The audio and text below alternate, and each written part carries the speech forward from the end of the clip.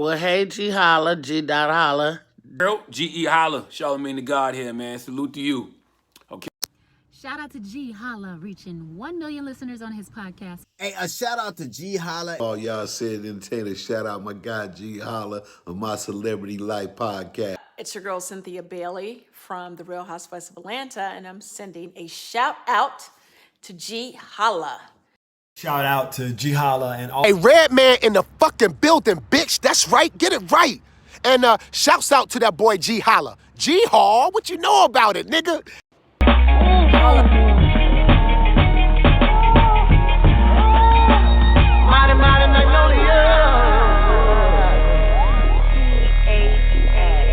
I was sitting up under this tree, she was talking to me. She said, son, do you know who I am, who I happen to be? And I told her, the mighty Magnolia that stands tall for the shoulders of slaves and soldiers.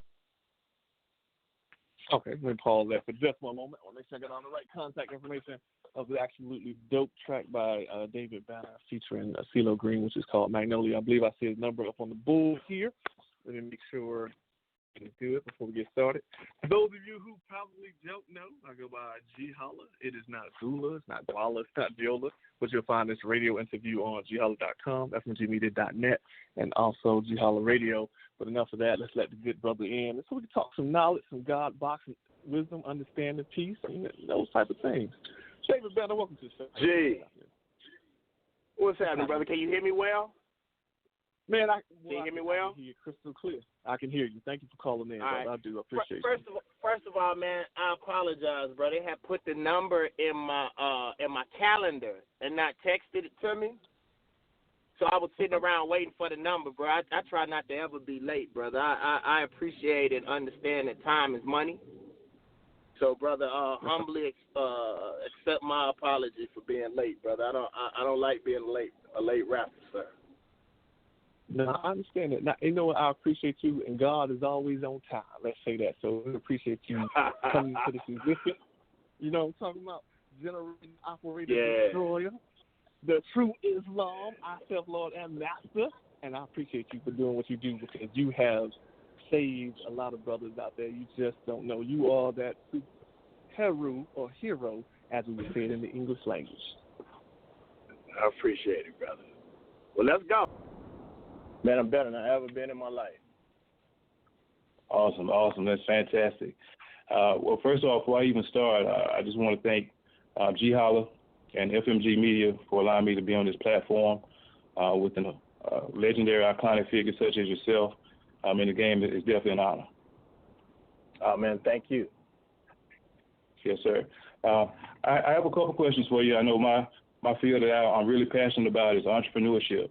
Ever the hands down selection, but I damn sure worried enough and called enough and flew out, to these board meetings and stuff enough.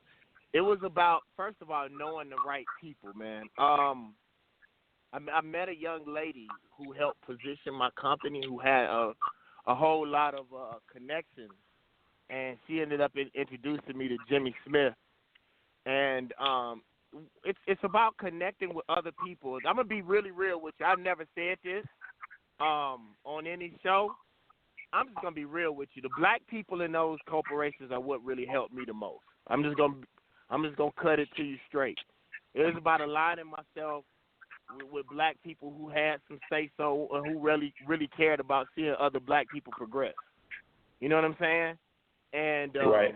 I've always been a kind person. Most of the time, I'm always on time. I always have great follow through, and I was able to win the eye and heart to these people, and they helped put me in a position to be seen. See, the thing is with most black people, it's not the lack of talent. We already know how much talent we have. It's about us meeting the right people. And what ends up happening is we always look for the people that's on TV or the people that's in the front. Usually, if you know who these people are, they're not the people that you need to get in touch with. The most powerful people, you don't know who they are. You have to research and find out who they are. And another thing that helped me get in these positions were I've always had a great relationship with the secretaries and the people who clean up the building. Those are the people who really know what's going on next. You know, those are the people who book the meetings.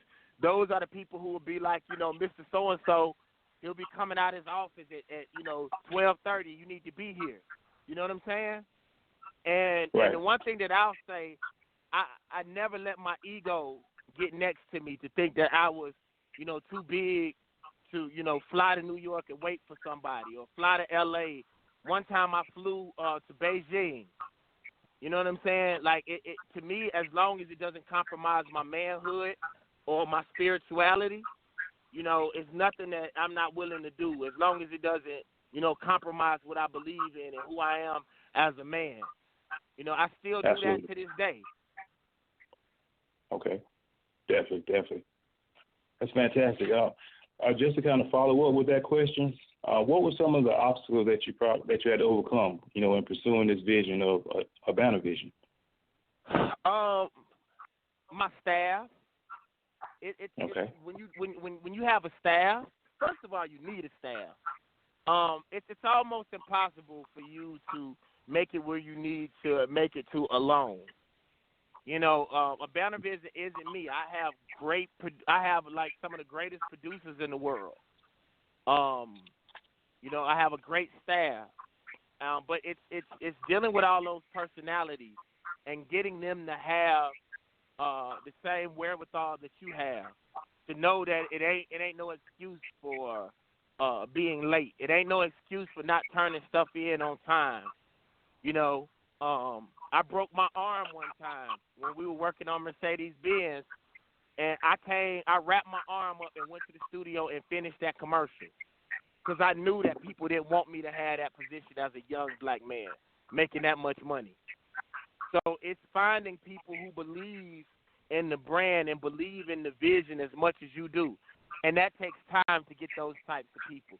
Then it's also tough because everybody wants to be you without putting in the 15, 20 years of struggle. Everybody thinks they're as good as you without having to put in the time. And to be honest with you, I read this in the book. Talent is only a head start. You know what I'm saying? You can be the most talented. That's why people like Steph Curry and people similar to himself end up eclipsing these people who could jump over buildings, because your talent only gives you a head start, but it's the follow through. It's that wherewithal. It's that not stopping. It's the, you know, working when other people are sleeping. You know, that was my hardest. That was my hardest thing, is to just get my staff in line and get the people around me in line to believe and work as hard as I did. Gotcha. Absolutely, brother. Definitely.